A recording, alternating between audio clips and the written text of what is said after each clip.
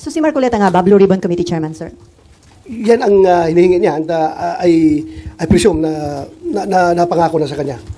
Sir, may talks about impeachment nung time na bago kayo mag-commit with SPGs, may hiling ba kayo or any favors asked about the impeachment proceedings?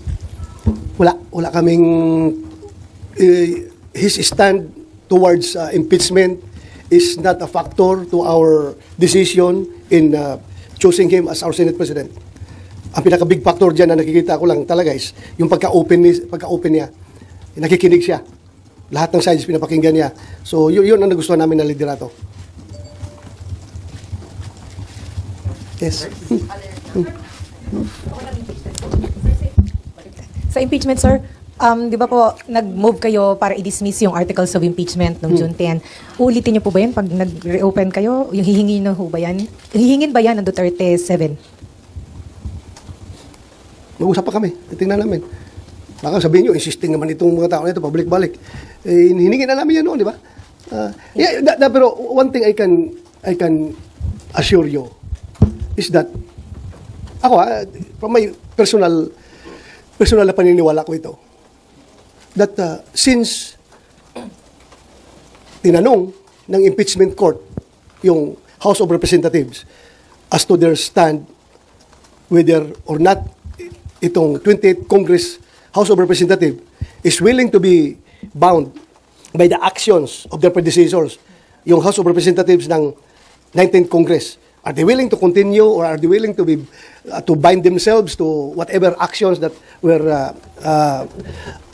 took place during the previous Congress? You can expect me also to raise this question sa floor once the 28th Congress convenes. Itatanong ko rin na tinanong natin yung House of Representatives. Why not ask ourselves also? Di ba? Pareho lang naman. Pareho lang. So, tanongin rin natin yung Senate of the 28th Congress kung are they willing to be bound by the actions of the previous previous Senate of the 19th Congress. So, Senator, ibig sabihin, bago kayo mag-decide kung i-dismiss o hindi, paano po yung scenario, kailangan po bang magbotohan kung sa tingin ng Senado ay may jurisdiction kayo o wala dun sa impeachment? Yun. Dapat, it has to be established. It has to be established by the Senate, not by the impeachment court. By the Senate. So, we are talking about new composition ng Senado. So I am asking the Senate, not the impeachment court. Ha? Senate nga tinatanong ko kasi nga bago ang composition ng Senate compared doon sa previous Senate. So magiging iba na naman ang composition ng impeachment court, di ba? Pero itatanong ko yan dito sa plenaryo namin as a Senate, not as an impeachment court. Di ba? So yan na po ba yung sa inyong pito, sir? Sorry. Yan na po ba yung yan ang i-raise ninyo, 7, solid 7? I hope they are going to support me, but hindi pa namin napag-usapan yun. As I've said, personal ko lang yan na paniniwala na kailangan tanungin rin natin itong Senate of the 28th Congress. Kung magpapabind ba sila sa actions ng Senate of the 19th Congress. So sorry, isa na lang. Sir, hindi nga ho ba proof na talagang tatawid dito sa 20th Congress at kailangan yung mag-trial, yung pong pag-return ng articles of impeachment sa House kasi hiningan nyo po sila may order kayo sa kanila eh. Na-comply na yung isa, sir, yung certification na in compliance daw with the Constitution yung pong articles and then magko-comply din daw po dun sila sa pangalawang order. So, pag nag-comply sila, hindi ho ba dapat diretso na kayo sa trial, sir? Paano? Ibang na ang composition rin ng Senate na 20th Congress eh. Kaya tatanungin ko talaga para ma-settle yung issue of jurisdiction. Tanungin natin kasi tinanong natin yung House, why not ask the Senate? Pareho lang yun. Hindi nyo napag-usapan yan ni ST? Hindi namin napag-usapan yan. Ako, sa akin lang yung personal ko lang yan na paningin. Sir, personally, mag-move po ba kayo na ulit na ipa-dismiss yung impeachment ni VP Sara? Hindi, siguro. Ang pinakaunang motion ko is to determine whether or not the Senate of the 28th Congress is willing to be bound by the actions of the previous Senate. Yun lang ang tanungin ko para masettle natin yung issue on jurisdiction. Dahil sinitil kung halimbawa makakuha yung House of Representatives ng kanilang positive action, no? Na talagang majority sila ay pumayag na yung tatawid yung jurisdiction sa 28th Congress. So gusto ko rin tanungin rin ang Senado. Kasi pareho lang naman yan.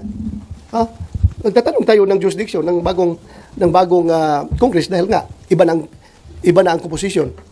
Sir, may we get your comment din po. Sabi po ng CBCP, nababahala sila dun sa delay ng Senate regarding po sa impeachment. Sa pagka-delay. Nababahala sila? Bakit sila nababahala?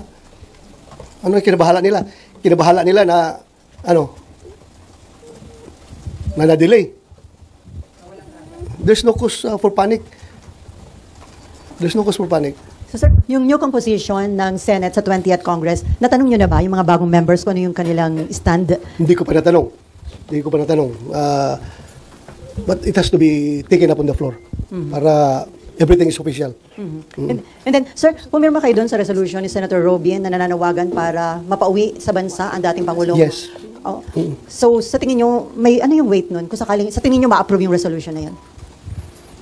Well, it's expressing the sense of the Senate na gusto ng Senado na makauwi na si Pangulong Duterte dito sa ating bansa for reasons of sovereignty, reconciliation, if you want it to be also a factor, and also humanitarian consideration. Dahil ang alam natin ngayon is Pangulong Duterte ay butot balat na daw, masyadong mahina na, at na nagbigay na nga daw ng pasabi na kung mamatay man siya doon, doon na lang siya magpa-cremate sa dahig. It's a very sad information. So sana kung mamamatay man siya, dito lang siya mamatay sa Pilipinas, huwag doon sa ibang bansa para naman dating Pangulo ng Pilipinas yun . So, while pending yung case sa ICC, gusto nyo mapauwi siya? Yes. Yung mga Hindi naman dismissal lang case yung hinihingi natin. Immediate repatriation of former President Duterte to the Philippines. May concern yung mga victims kasi daw ma-impluwensya pa rin ng mga Duterte na natatakot sila doon sa safety o security. Ano na matatakot na hindi naman presidente si President Duterte. Si President Marcos naman ang presidente ngayon at yan ay kayang-kaya pangalagaan ng Malacanang yung kanilang safety. Impluwensya. Sinong impluwensya ni Pangulong Duterte? Hirap na hirap na ng tao, butot balat na nga kakatakutan pa nila. Hindi ba sila naawa sa tao na yun? Sir, sa information po ba ninyo, pardon my saying, is he dying? Kasi po, nagbigay ng will. Sa pagkakaalam niyo po ba, is he dying? Well, hanggang speculation lang tayo as to his present health status. Pero yun nga, sabi naman ni Ma'am VP. ni Ma'am Elizabeth Zimmerman, di ba? Na siya nagsabi doon na butot balat na daw. At payat. So, meaning, he's not in good health. And considering his age, very advanced na yun, 80 plus na siya . So, what do you expect?